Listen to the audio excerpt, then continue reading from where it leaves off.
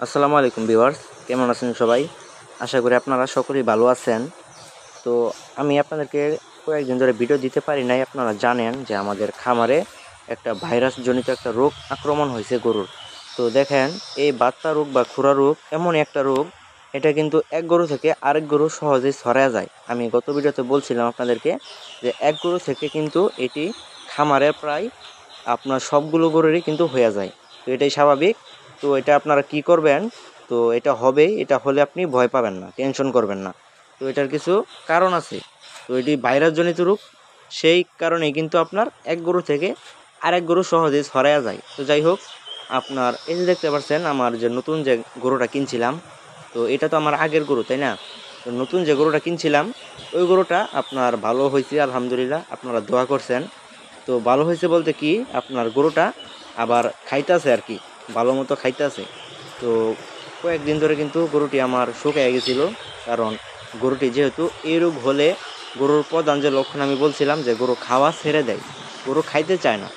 তো এইটার লক্ষণ কিন্তু এটাই, এই বাত্তা রোগ বা খুরা রোগের, যে গরু খাইতে চায় না এবং পায়ে ঘা হয় এবং জিহ্বায় ঘা হয়।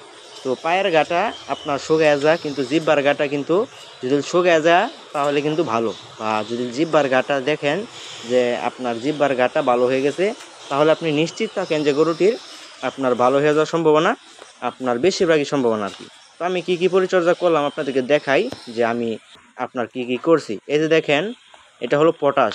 আপনারা দেখতে পাচ্ছেন যে আমার হাতে এটা হলো পটাশ, জীবাণুনাশক পটাশ। এটা দিয়ে আমি করছি কি, আপনার গরুর পায়ে দিছি এবং গরুর জিহ্বাটা খোলায় দিছি বা ধুয়ে দিছি। তো এটা হলো প্রথম কাজ করছি আমি আর কি। দ্বিতীয় যে আর একটা কাজ করছি, এটা হলো আপনার এই যে দেখেন, আমি আপনার বরিক পাউডার গরুর পায়ে, আপনার বরিক পাউডার, লেবানন যে বরিক পাউডারটা আছে আমি ওটাই দিছি। আপনার যে কোনো পাউডার দিতে পারেন। তো বরিক পাউডার দেওয়ার কারণটা কি, এই যে দেখেন আমি বরিক পাউডার রেখে দিছি, একটা শেষ হয়েছে আরেকটা আবার আনছি। তো এই বরিক পাউডার আমি দিছি এই কারণেই যে গরুর পায়ে যে বা খুরায় যে ক্ষত আছে, ওই ক্ষতর মধ্যে বা গরুর যে পায়ে ঘা আছে, ওই ঘায়ের মধ্যে দিয়ে দিলে ঘাটা শুকিয়ে যায় তাড়াতাড়ি। তো এই দেখেন আমি দিয়ে দিছি কত সুন্দর করে। আর আমি বলে রাখি, আপনাদেরকে বলতে ভুলে গেছি, তো ওই যে আমি যে নতুন গরুটা কিনছি, ওই গরুটার থেকে কিন্তু আমার যে গাভীটা আছে আগের, এই গাভী এবং বাছুরের কিন্তু হয়ে গেছে। তো দেখেন এটার কিন্তু বেশি হয়েছে আর কি, ওগুলোর বা ওই গাভীটার একটু কম হয়েছে পরিমাণে, এটাই। কিন্তু এই রোগটা ছড়ায় যায়, আপনার ছোঁয়াচে রোগ এটা। তো বাছুরেরও দেখি আপনার ঠ্যাংটা জাহির পারতাছে। তো এটা বাছুরের হালকা হয়েছে, যেহেতু ওর মার হয়েছে। আর ওর মার হলে কিন্তু বাছুরের হবেই, কারণ ওর মার দুধ যেহেতু খায়। তো আপনারা বুঝছেন। তো আরেকটা পরিচর্যা আমি করি, আপনাদেরকে দেখাই। এটা হলো মেন, এটা হলো আপনার গাছান্ত ওষুধ, জিগারের খাল। আমি আপনাদেরকে গত ভিডিওতে বলছিলাম যে জিগারের খাল, জিগারের খালটা আমি জাল দিই। হ্যাঁ, আপনার দেখেন, একটা পাত্রের মধ্যে আমি আপনার আগুন দিয়ে একটা বল্লক বা একটা ফুটন্ত করে হাইরে আমি, দেখেন কালারটা কি আসছে, পানির কালারটা ইতিমধ্যে দেখছেন আপনারা। এরকম একটা কালার করে আপনারা কি করবেন, আপনার গরম গরমই, কুসুম গরমের থেকেও একটু বেশি গরম আপনারা গরুর পায়ে দিয়ে দিবেন। তাহলে কি হয়, একটু গায়ের মধ্যে ধরে এবং কাজটা একটু ভালো করে। এবং জিহ্বার মধ্যেও দিতে হবে। তো জিহ্বার মধ্যে আপনারা দিবেন কুসুম গরম, কারণ জিহ্বা যেহেতু নরম জায়গা, ওইখানে বেশি ততা দেওয়া যাবে না।